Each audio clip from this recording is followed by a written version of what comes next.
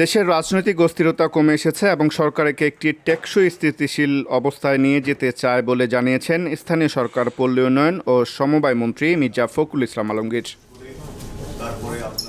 বুধবার রাজধানীর বনানীর একটি হোটেলে আয়োজিত সেমিনারে তিনি এসব কথা বলেন। যুক্তরাষ্ট্রের ক্যালিফোর্নিয়া ভিত্তিক স্বাধীন ও অরাজনৈতিক কৌশলগত গবেষণা প্রতিষ্ঠান strategy and tactics research institute এর সঙ্গে এক আলোচনা সভায় মন্ত্রী সরকারের বিভিন্ন পরিকল্পনা তুলে ধরেন।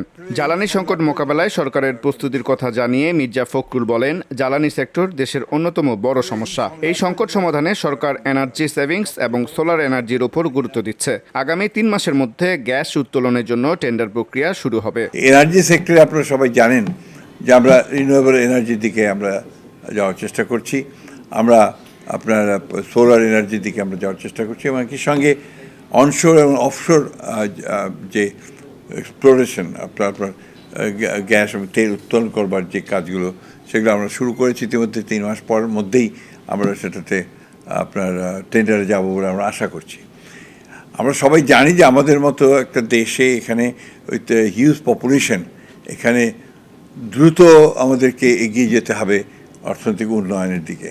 আমাদের রাজনৈতিক যে সমস্যাগুলো এখানে তৈরি হয়েছিল অতীতে, সে সমস্যা এখনও যে চলে গেছে তা বলবো না, কিন্তু আগের চেয়ে অনেকটা ইতিবাচক হয়েছে।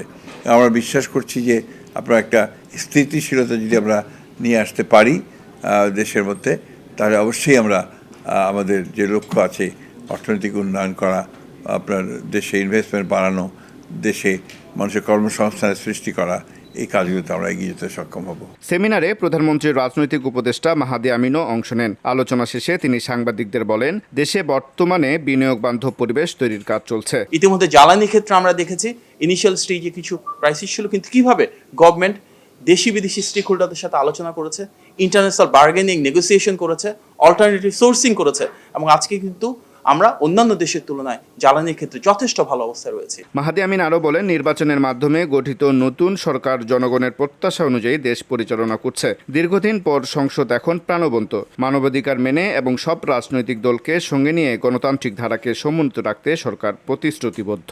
দীর্ঘদিন পরে আমরা দেখেছি এত প্রাণবন্ত একটা সংসদ, যেখানে আমাদের সংসদের সরকারি দলের সদস্যরা, বিরোধী দলীয় সদস্যরা মন খুলে খোলা মনে আলাপ আলোচনা করছেন। আনুর রাশাদ, ভিওডি বাংলা, ঢাকা। এটি কিন্তু আগামীর বাংলাদেশকে ধারণ করবে।